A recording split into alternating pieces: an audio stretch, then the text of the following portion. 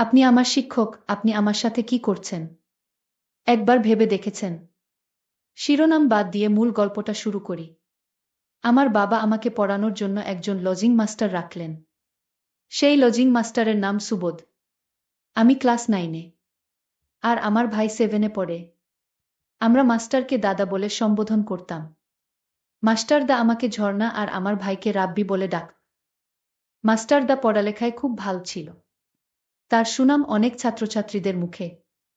আর তাই তো বাবা সেই মাস্টারদাকে আমাদের বাড়িতে লজিং রাখলেন। আমার মা মাস্টারদাকে বললেন, আপনি নিজের পরিবার মনে করে আমার ছেলে মেয়েদের পড়াবেন। আর তাই মাস্টারদা আমাদেরকে ভালোভাবে বুঝিয়ে বুঝিয়ে পড়াতেন।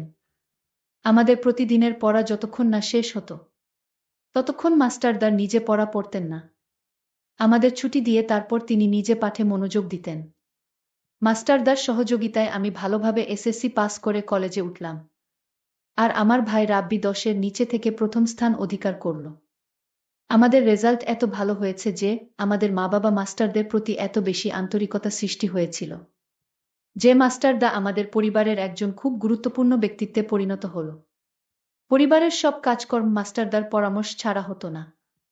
আমার বাবা বিমান বাহিনীতে চাকরি করতেন, তাই তেমন ছুটি পেতেন না।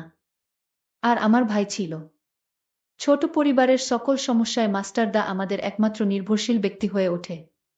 আমার মা বাবা ও মাস্টারদাকে খুব বিশ্বাস করতেন। আমাদের ভবিষ্যৎ কিভাবে ভালো হবে সেই পরামর্শ ও মাস্টারদাই দিত। আমাদের পড়ার ঘরটা আমাদের মূল ঘর থেকে আলাদা ছিল। আমাদের মূল ঘর এবং পড়ার ঘরের মাঝখানে বাড়িতে প্রবেশ করার রাস্তা ছিল। পড়ার ঘরে 2খান রুম ছিল। আর তার সাথে বারান্দা।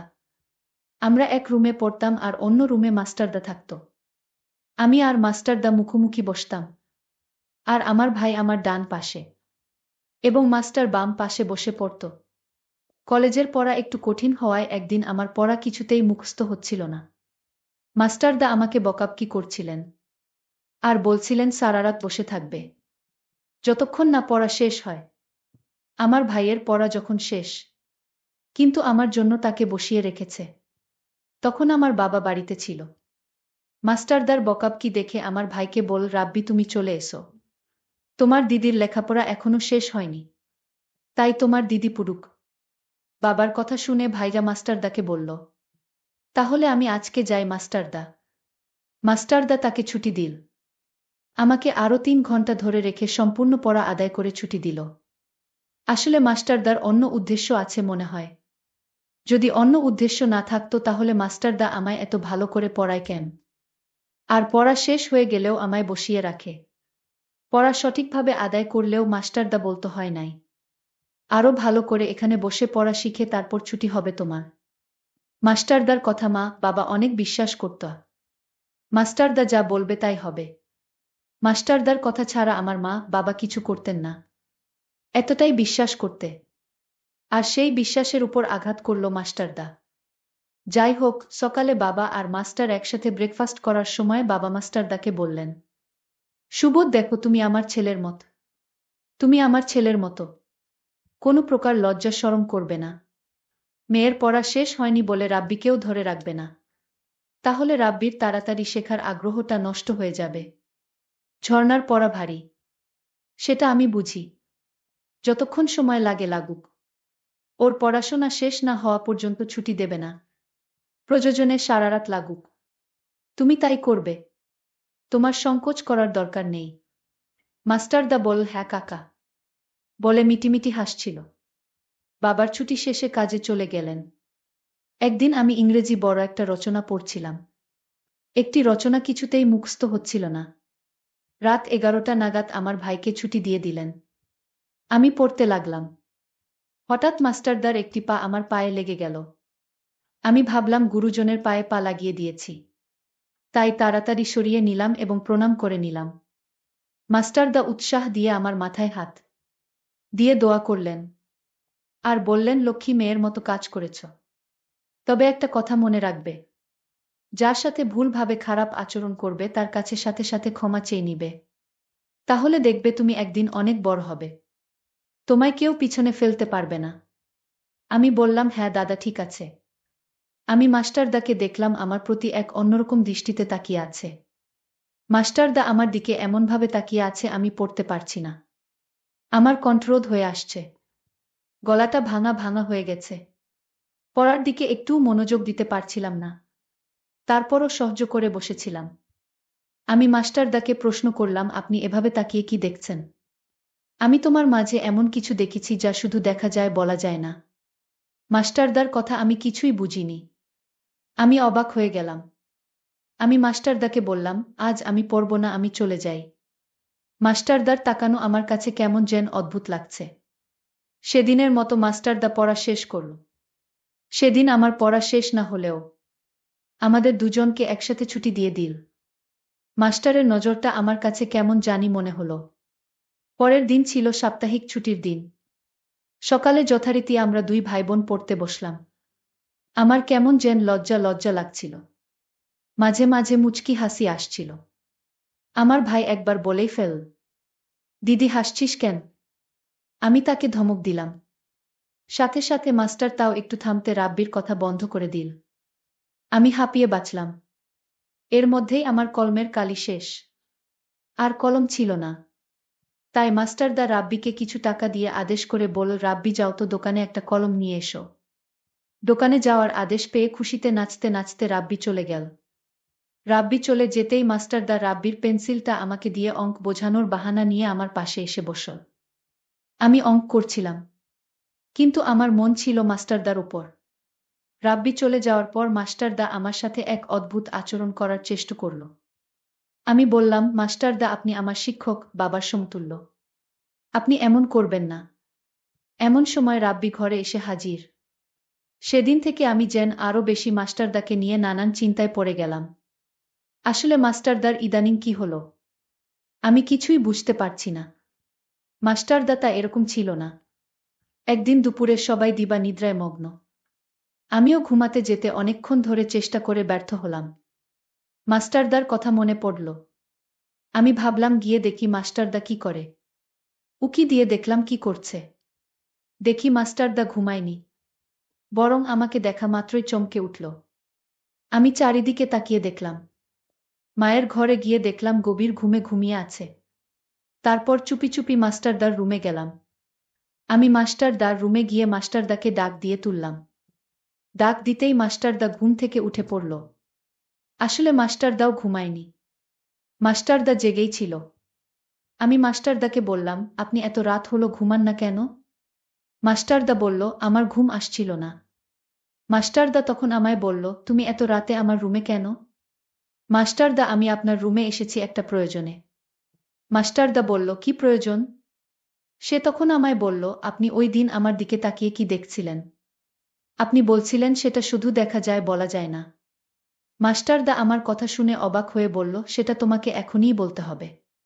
যাও তুমি এখন তোমার রুমে গিয়ে ঘুমাও। তোমার মা দেখলে বকা দিবে।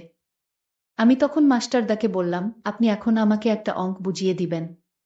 রাত প্রায় 2টা বাজে, এই মুহূর্তে লেখাপড়া মাথায় কাজ করবে না। কাল সকালে আমি বুঝিয়ে দিব। আমি মাস্টারদাকে বললাম, যদি অঙ্ক না বুঝান তাহলে আপনি আমার দিকে তাকিয়ে কি দেখলেন সেটা বলেন। আপনি তো বললেন সেটা দেখা যায় বলা যায় না। আমি এটার উত্তর না শুনে আমি কিছুতেই আপনার রুম থেকে বের হব না। আমি মেয়েটার এমন দেখে আমি আশ্চর্য হয়ে গেলাম। আচ্ছা, তুমি তো কোনদিন এমন করো না। আজ কি তোমায় ভূতে ধরেছে নাকি? আমি মাস্টারদাকে বললাম, মাস্টারদা আপনি যেদিন আমার দিকে তাকিয়ে কি দেখেছিলেন?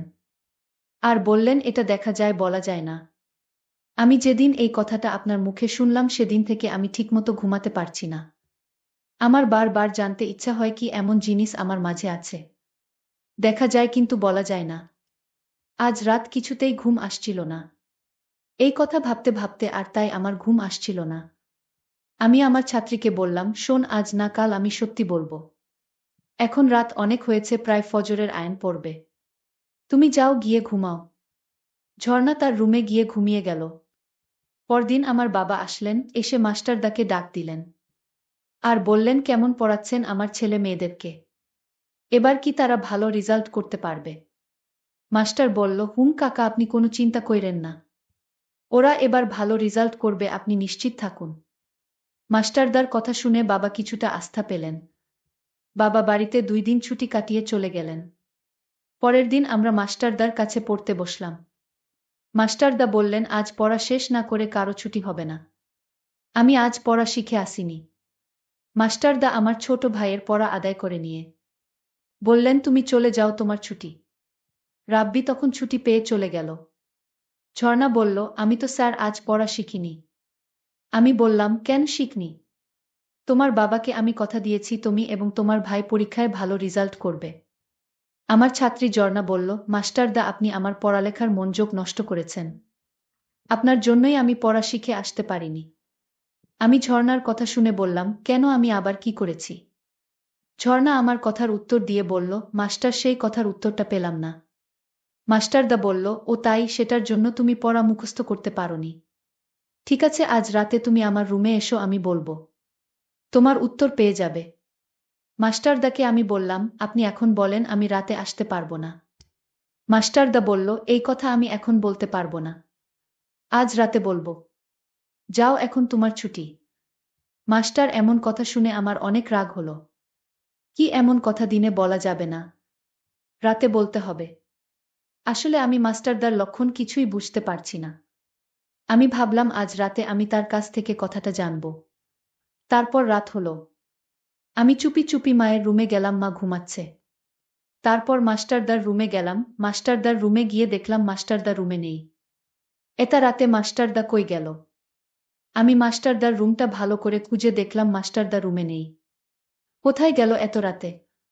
তারপর আমি মাস্টারদার রুম থেকে বের হয়ে গেলাম। বাথরুমের দিকে গেলাম। সেখানেও খুঁজে পেলাম না। আমি মাস্টারদাকে ডাক দিলাম, সুবোধ দাদা, আপনি কোথায় গেলেন? আমি খুঁজে না পেয়ে মায়ের রুমে গেলাম। মাকে ডাক দিয়ে বললাম, মা, মাস্টারদা কোথায় গেল? মা বলল, কি বলিস, মাস্টারদা তো কোথাও যাওয়ার কথা না। বাহিরে গেট লক করা। হঠাৎ মনে পড়ল ছোট ভাই রাব্বির রুমটা চেক করার বাকি। তারপর রাব্বির রুমে গেলাম। তারপর রাব্বির রুমে গিয়ে দেখলাম মাস্টারদা রাব্বির ঘরে লাশ হয়ে পড়ে আছেন। আমি তা দেখে চমকে উঠলাম। আমি মাকে বললাম, কি হলো এটা? আমি তো কিছুই বুঝলাম না। মাস্টারদার শরীরে কোনো আঘাত নেই। তাহলে মরল কি করে? আমার ছোট ভাইটা বিছানা থেকে উঠে বলল, আমি সব জানি, মাস্টারদা কিভাবে মারা গেছে। রাব্বিকে জিজ্ঞেস করলাম, কিভাবে মারা গেছে বল। রাব্বি তখন যা বলেছিল তা শুনে আমার আত্মাটা কেঁপে উঠল। রাব্বি বলল, মাস্টারদা মরার আগে আমার রুমে এসে আমায় ডাক দিয়ে বলল, আমি দরজাটা খুলতে। আমি দরজাটা খুলে দিতেই মাস্টারদা আমার রুমে আসলো।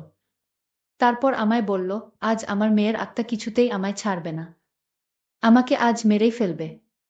মাস্টারদাকে আমি বললাম, কই আপনার মেয়ে? মাস্টারদা বলল, আমি দেখতে পাচ্ছি, তুই দেখতে পারবি না। তুই তোর আপুকে বলিস। আমি তোর আপুর দিকে তাকিয়ে থাকতাম, কারণ তোর আপুর চেহারায় আমার মেয়ের আত্মাকে দেখতে পেতাম। আমার মেয়ে আমায় ইশারায় বলতো, এটা কাউকে বলা যাবে না। তুমি আমায় দেখতে পারবে, কিন্তু কাউকে বলা যাবে না। আমি যখন ঝর্ণার দিকে তাকিয়ে থাকতাম, তখন ঝর্ণার চেহারায় আমার মেয়ের আত্মার ছবি দেখতে পেতাম। আর আমি যখন সিদ্ধান্ত নিলাম আজ ঝর্ণাকে বলে দিব আমি তার দিকে তাকিয়ে কি দেখতাম, কিন্তু আমার মেয়ে বারণ ছিল এই কথাটা না বলার জন্য। আমি আমার মেয়ের আত্মাকে বলেছিলাম, আমি ঝর্ণাকে মিথ্যা কিছু বলতে পারবো না। এই কথার জন্য আমার মেয়ের আত্মা আজ আমাকে মারতে আসলো। আজ আমার জানটাও কেড়ে নিবে। আমি রাব্বিকে বললাম, এটা তুই কি করে জানলি? রাব্বি বলল, মাস্টারদা রাতে ভয় পেয়ে আমার রুমে চলে আসছিল। আর আমার হাতে একটা চিঠি দিয়ে বলল, এটা তোর আপুকে পড়ে শোনিস।